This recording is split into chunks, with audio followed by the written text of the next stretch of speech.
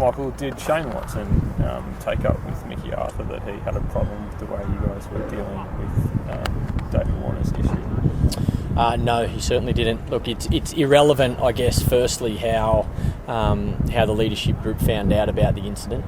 And no, Shane certainly didn't take up with Mickey that he had a problem with how we, as a leadership group, dealt with it. That allegation is completely false.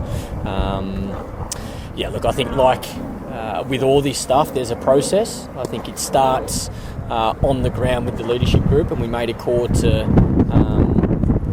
not allow Davey to play the game that was, I guess, after we found out on the Monday the next day.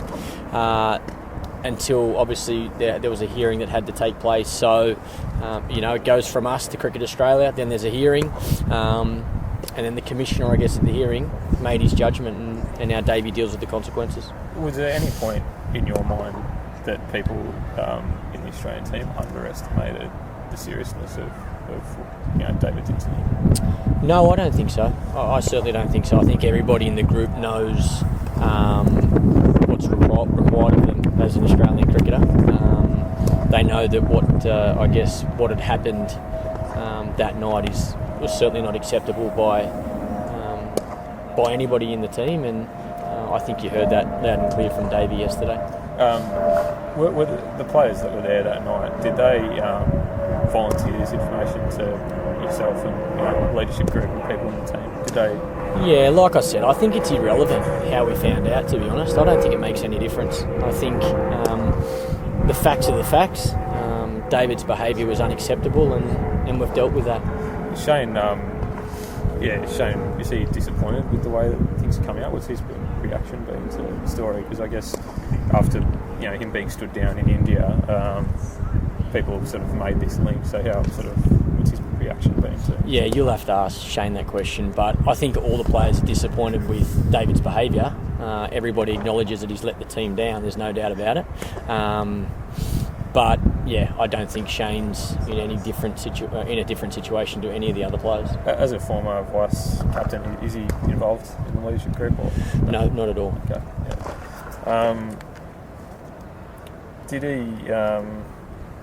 Did he feel hard done by, in terms of the consistency of how things were handled in India to here? Again, you'll have to ask Shane that question, but he certainly hasn't spoken to me or any of the other leadership group members about him not being satisfied with Dave's punishment. That's for sure. I think if you look at Dave's punishment, I think it's very consistent with the process we went through in India and the result of what's happened in India. Yeah. James Sutherland spoke in Australia earlier and said that the other guys that were there were not as responsible, but there's a responsibility on them as well. And do you feel that as well, that they've sort of let the team down as well? Look, I think there's an expectation in this team that you know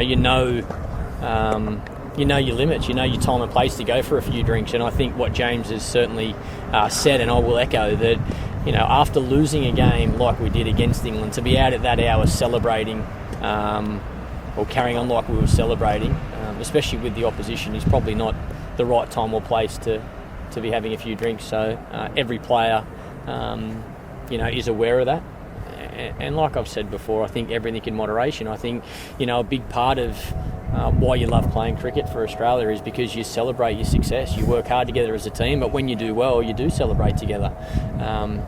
But you need to have a reason to celebrate. And right now, we certainly haven't got that. So the team